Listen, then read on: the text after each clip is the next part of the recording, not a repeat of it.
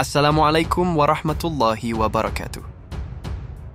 Dahulu kala di Baghdad, ada seorang tukang kayu terkenal. Di usianya yang senja dia curahkan waktunya untuk membuat mimbar megah dari kayu kenari. Dia mengerahkan seluruh keahliannya untuk membuat mimbar. Hal itu membuat takjub semua orang yang melihatnya. Mimbar itu yang dibuat dari hasil jerih payahnya dengan cepat terkenal kemana-mana. Setiap orang yang berkunjung ke Baghdad mencari tukang kayu itu. Mereka menemuinya dan berkata, "Juallah mimbar ini padaku untuk aku letakkan di masjid kami." Namun jawabannya selalu sama. Mimbar ini dibuat hanya untuk Masjid Al-Aqsa. Pada masa itu Yerusalem berada di bawah kekuasaan tentara salib. Tentara salib mendapatkan dukungan dari Paus dan Eropa. Kerajaan Seljuk telah runtuh. Banyak bermunculan negara-negara Islam kecil di Anatolia dan Mesopotamia. Namun, selalu terjadi konflik di antara mereka sendiri. Di Mesir muncul dinasti Fatimiyah beraliran Syiah yang melemahkan Muslim dari dalam. Bagi para Muslim, membebaskan kembali Yerusalem masih jauh karena banyaknya tantangan. Semua orang menganggapnya sebagai mimpi, namun tukang kayu itu dengan penuh keyakinan, ia percaya bahwa kelak muncul jiwa pemberani yang bisa merebut kembali Yerusalem sehingga mimbar itu menemukan tempatnya. Kisah tentang mimbar itu menyebar ke hampir semua kota. Ketika orang-orang menceritakan keindahannya, seorang anak kecil berusia sekitar 7 atau 8 tahun mendengar kisah itu. Anak kecil itu bernama Salahuddin Al-Ayyubi, dan sejak mendengar kisah itu, ia memendam satu ambisi untuk merebut kembali Yerusalem dari Kristen dan meletakkan mimbar itu di Masjidil Aqsa. Beliau lahir di Irak, kota Tikrit. Salahuddin Al-Ayyubi adalah seorang putra dari Najmuddin Ayyub dari suku Kurdi dan ibunya dari Turki. Minatnya pada pendidikan agama, melampaui ketertarikannya pada pelatihan militer, dia pelajari berbagai ilmu seperti logika, filosofi, sosiologi, fikih, sejarah, serta mendalami seni dan sains. Dia menyelesaikan pendidikan di Universitas Hadid di Damaskus. Para Muslim menganggap dia sebagai sultan teladan, sementara tentara salib melihat dia sebagai pahlawan Islam sejati. Para sejarawan dan penulis Barat dan Timur memujinya dalam karya-karya mereka dan sepakat mendeskripsikan dia sebagai sosok yang bertakwa, penyayang, berani, dan tangguh. Ketika sosok mengagumkan ini usianya mencapai 26 tahun, dia mendapat berbagai tanggung jawab negara bersama pamannya Sirku. Ketika usia Salahuddin semakin beranjak, takdirnya menaklukkan Yerusalem mulai terbentang. Sultan Nuruddin Zenki menyatukan semua negara Turki di bawah pemerintahannya dan membentuk aliansi Islam, kemudian berhasil merebut berbagai kota dari kekuasaan tentara salib. Ketika dinasti Fatimiyah di Mesir sedang mengalami krisis, tentara salib di Yerusalem memperluas kekuasaan mereka hingga ke Timur Tengah. Tentara salib waktu itu mengepung Kairo pada tahun 1168. Namun, Sultan Nuruddin Zenki juga tertarik pada Mesir karena waktu itu siapapun yang menguasai Mesir akan punya keuntungan karena posisinya Mesir yang sangat strategis.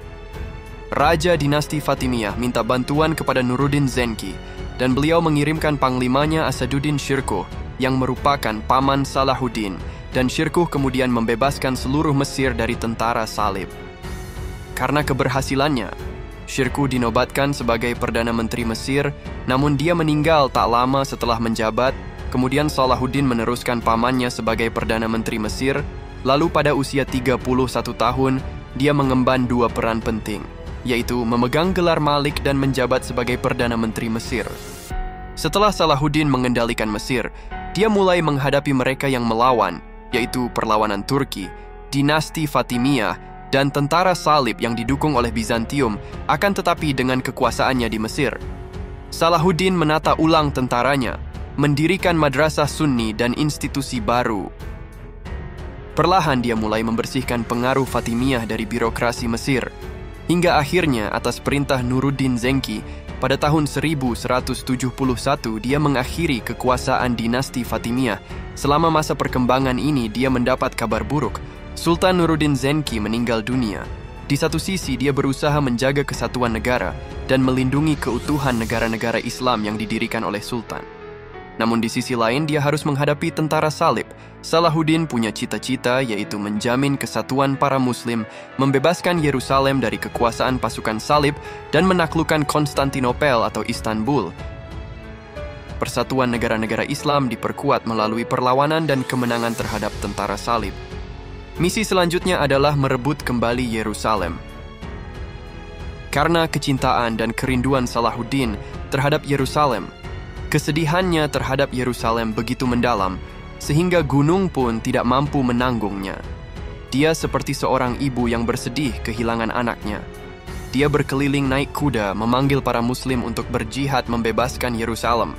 Dia berteriak dan berseru pada orang-orang, "Wahai para muslim, demi Islam, untuk Islam." Air mata kesedihan selalu di kelopak matanya karena Yerusalem berada di bawah kekuasaan pasukan salib. Dia berseru, "Bagaimana mungkin aku bisa bahagia sementara Yerusalem dan Masjid Al-Aqsa masih di bawah kekuasaan tentara salib?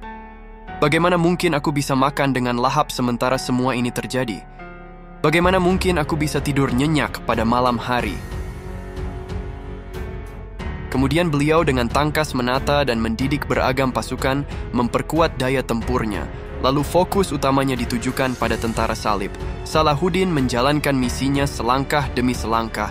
Dia menguasai kota-kota yang dikuasai tentara salib. Kemudian beliau dengan tangkas menata, lalu kemudian merebut Aleppo yang memiliki posisi strategis. Dalam perjalanan menuju Yerusalem, Sultan Salahuddin pertama-tama menguasai kota Tiberias. Tiberias punya nilai strategis yang signifikan. Tujuannya adalah memancing Raja Yerusalem dan tentaranya ke Hattin dekat Tiberias di wilayah utara Palestina. Karena dia punya rencana yang bisa mengubah jalannya perang, di sana terkenal dengan sumur airnya. Sultan Salahuddin terlebih dahulu mengendalikan sumur air yang mengarah ke Hattin dan mengisinya dengan pasir dan batu sehingga air sumur tidak bisa dipakai. Saat raja dan tentaranya tiba di Hattin, mereka terkejut melihat sumur-sumur kosong tidak ada air. Seluruh pasukan tentara terpaksa berperang dalam keadaan dehidrasi dan letih di bawah terik matahari padang pasir. Perang Hattin terjadi pada 4 Juli 1187. Pada peperangan ini Salahuddin menang melawan pasukan tentara salib yang dipimpin oleh Raja Yerusalem Guy de Lusignan. Setelah kemenangan ini Salahuddin dengan cepat memulai operasi penaklukan. Kekalahan besar yang diderita tentara salib membuat para muslim menguasai hampir seluruh kerajaan Yerusalem. Dalam beberapa minggu, 52 kota besar dan kecil berhasil dikuasai, dan akhirnya tiba waktunya untuk Yerusalem. Pada 20 September 1187, Sultan Salahuddin mengepung Yerusalem. Ketapel tempur menggempur dinding kota. Tidak lama dinding di sisi sebelah utara runtuh.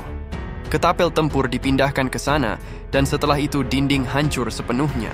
Meskipun tentara salib berusaha melancarkan serangan balasan, namun mereka gagal. Semakin jelas mereka sudah tidak mampu menguasai kota. Mereka minta diberikan jalur aman dengan menawarkan tebusan untuk nyawa mereka, pelestarian pangan, rumah-rumah tidak dirusak, dan dibebaskannya tawanan muslim. Sultan Salahuddin menerima syarat tersebut karena beliau ingin keamanan para tawanan muslim dan menghindari korban semakin bertambah karena peperangan. Pada kesempatan baik, bertepatan di hari Isra Miraj 27 Rajab 832 Hijriah atau 2 Oktober 1187, pada hari Jumat, Yerusalem berhasil direbut kembali. Kemenangan Salahuddin Al-Ayyubi tidak hanya di ranah militer. Kemenangannya menandai dimulainya negara yang sistematis dan progresif di bawah kepemimpinannya. Banyak dibangun madrasah, rumah sakit, dan masjid. Pada masa inilah puncak ilmu pengetahuan di dunia Islam. Banyak cendekiawan di masa itu yang datang ke wilayah-wilayah yang dipimpin oleh Salahuddin. Melalui dukungannya kepada para cendekiawan, dia mendorong peningkatan dan kemajuan pengetahuan yang signifikan. Banyak cendekiawan dan pelajar yang menghasilkan karya selama masa ini. Pemerintahannya berfungsi sebagai cahaya penuntun bagi banyak negarawan yang muncul setelahnya.